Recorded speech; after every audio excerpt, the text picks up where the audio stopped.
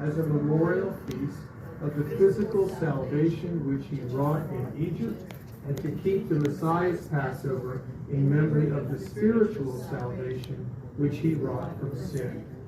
And table 4.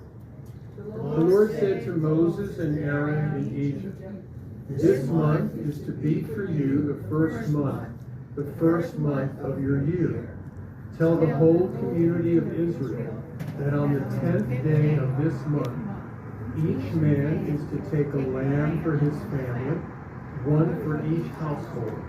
If any household is too small for a whole lamb, they must share one with their nearest neighbor, having taken into account the number of people there are. You are to determine the amount of lamb needed in accordance with what each person will eat. The animals you choose must be year-old males without defect, and you may take them from the sheep or the goats. Take care of them until the 14th day of the month, when all the people of the community of Israel must slaughter them at twilight. Then they are to take some of the blood and put it on the sides and tops of the door frames of the houses where they eat the lambs. That same night, they are to eat the meat roasted over the fire, along with bitter herbs and bread made without yeast. Do not eat the meat raw or cooked in water, but roasted over the fire, head, legs, and inner parts. Do not leave any of it till morning. If some is left till morning, you must burn it. This is how you are to eat it, with your cloak tucked into your belt, your sandals on your feet, and your staff in your hand. Eat it in haste. It is the Lord's Passover." Table number 1 again. On that same night, I will pass through Egypt and strike down every firstborn, both men and animals. And I will bring judgment on all the gods of Egypt. I am the Lord. The blood will be a sign for you on the houses where you are. And when I see the blood, I will pass over you. No destructive plague will touch you when I strike Egypt. Table number 2. This is a day you are to commemorate. For the generations to come, you shall celebrate it as a festival to the Lord, a lasting ordinance. For 7 days you are to eat bread made without yeast. On the first day, remove the yeast from your houses. For whoever eats anything with yeast in it from the first day through the 7th must be cut off from Israel. Now you also have, yes, you still have, if not, I'll just lift my plate up.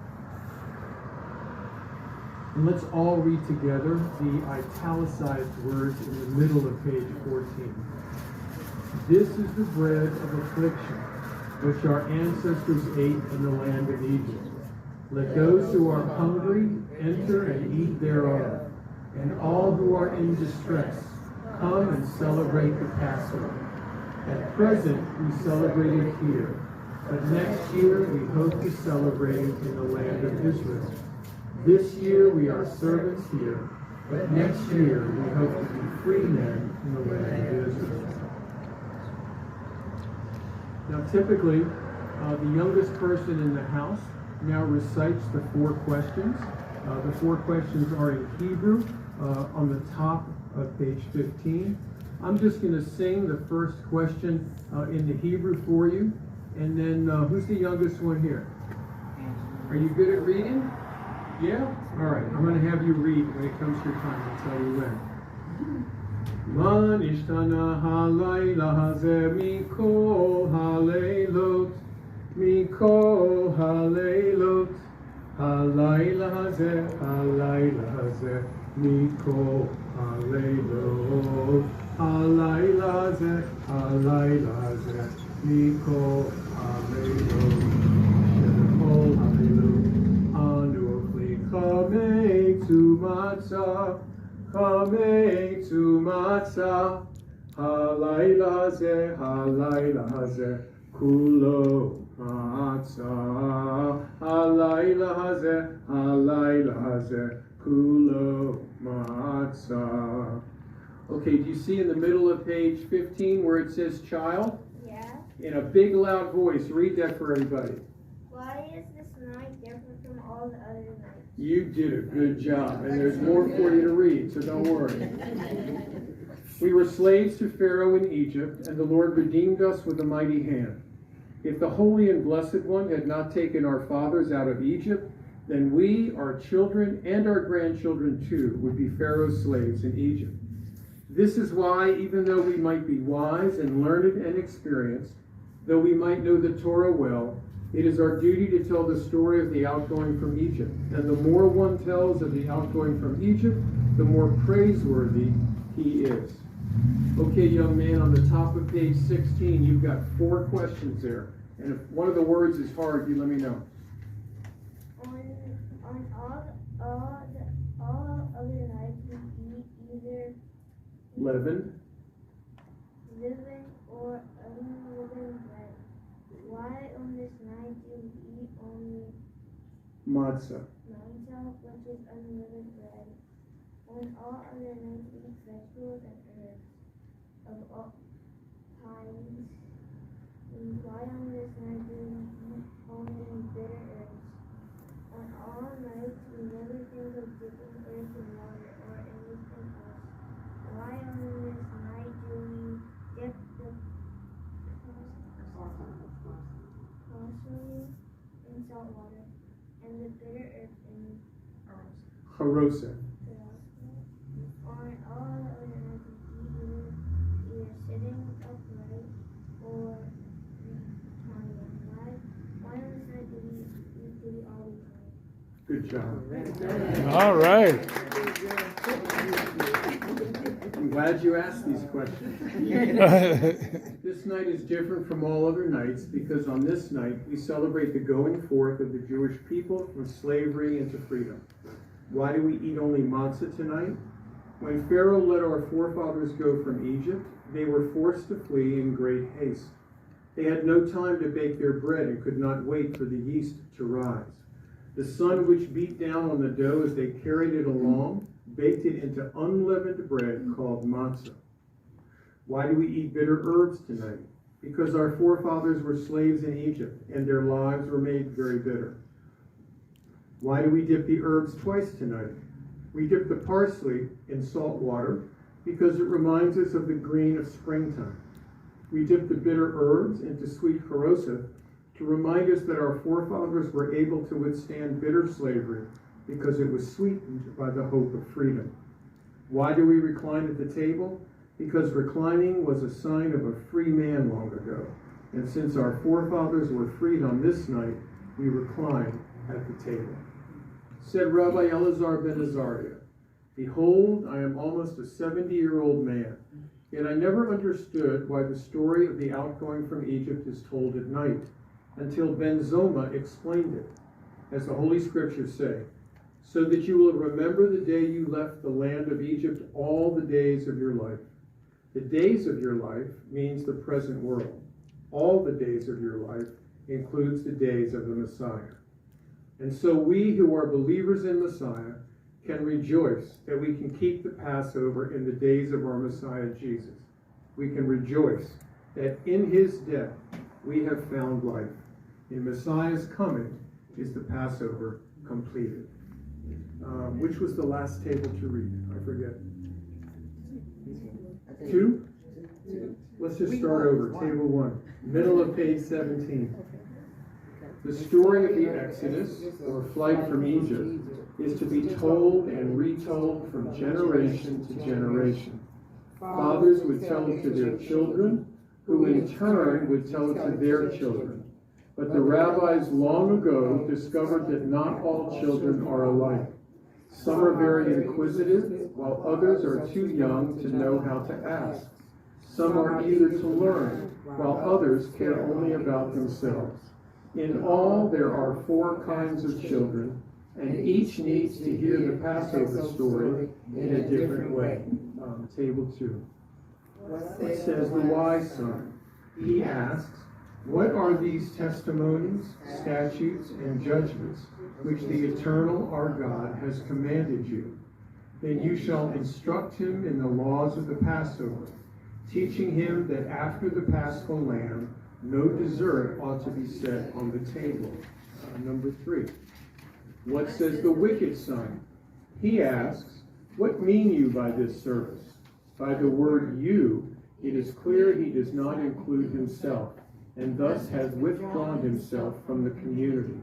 It is therefore proper to retort upon him by saying, this is done because of what the Eternal did for me when I went forth from Egypt. For me and not for him.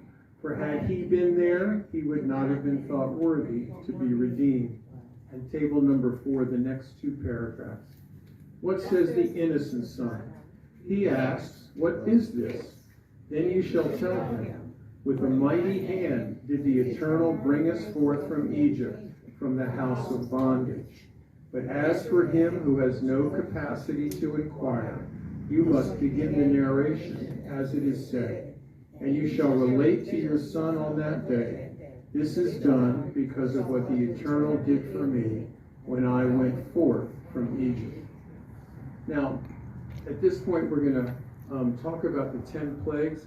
Does everybody have a plate still in front of them?